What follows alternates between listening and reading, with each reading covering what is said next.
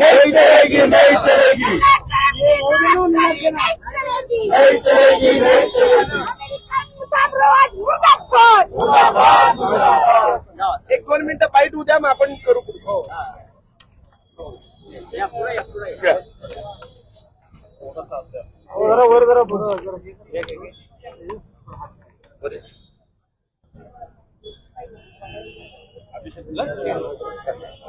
मी खाली पकडालो हात घेतल्यामुळे माझा हात आकडा लागला.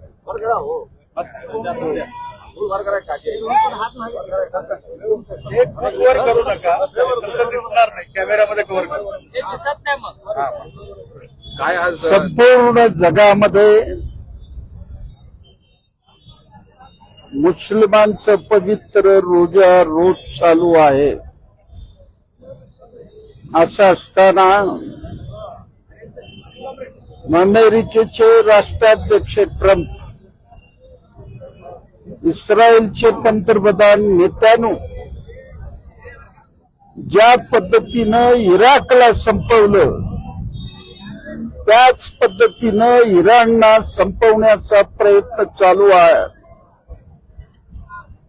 मला अनेक वेदना होत आहेत. युद्धामध्ये नीती असते. त्या इराणच्या शाळेमध्ये शाळेच्या मुलावर बंबारी करून 160 विद्यार्थी मृत्युमुखी पडले. त्यांचं सामुदायिक दफनाच्या वेळेला जग गैरवरून गेलेलं आहे. अमेरिकेमधले 2/3 जनता म्हणते ट्रम्प हा युद्धखोर आहे. केवळ इराणमध्ये तेलाचे साठे, खनिज संपत्ती याच्यावर ताबा मिळवण्याकरता जगामध्ये त्यांची दादागिरी चालू आहे. त्या दादागिरीला अल खोमेनी यांनी सांगितलं, तुमच्या दादागिरी पुढे मी माझ्या देशाला मी गाण ठेवणार नाही. त्यांच्या गुप्तचर यंत्रणेनं त्याला सांगितलं, तुमचा जीव धोक्यात आहे, तुमच्या कुटुंबियाचा जीव धोक्यात आहे, तुम्हाला सुरक्षित स्थळी आम्ही घेऊन जाणार आहे. त्यावेळेला शहादत झालेले खोमेनी यांनी म्हणलं 9 कोटी इराणीला जोपर्यंत त्यांना संरक्षण मिळणार नाही तोपर्यंत मी असं राहणार नाही.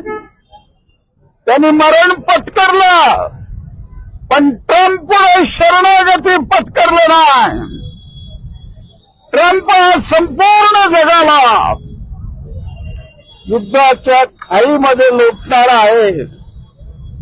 म्हणून भारतातल्या मार्क्सवादी कम्युनिस्ट पक्षाने, डाव्या पक्षाने जाहीर केलं, जी ताकद असेल त्या ताकदीनं ट्रम्पचा निषेध करा, नेत्यानूचा निषेध करा आणि लोकाला सांगा आम्हाला युद्ध नको आहे, शांतता पाहिजे आम्हाला.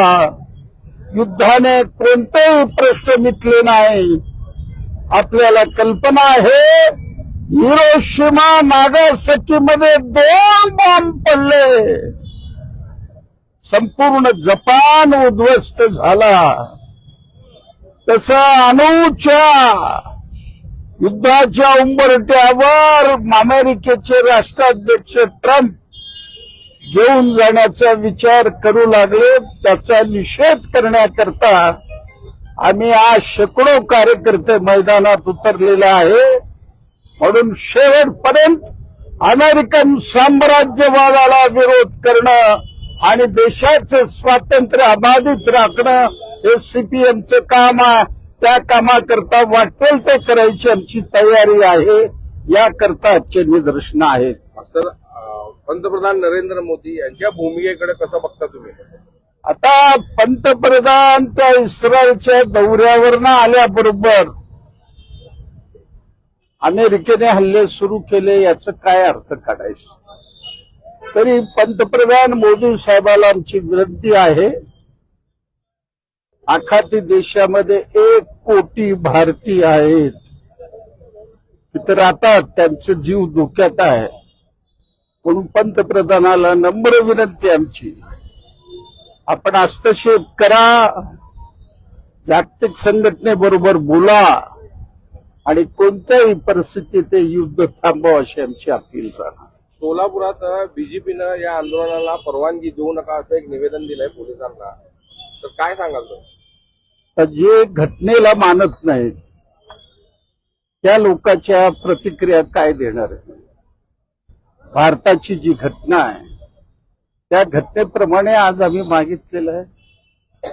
मला सांगा, आज गाझामध्ये 1 लाख महिलांना मारलं, इस्रायल लहान मुलाला मारलं, तिथल्या लोकांना 1 लाख लोकांना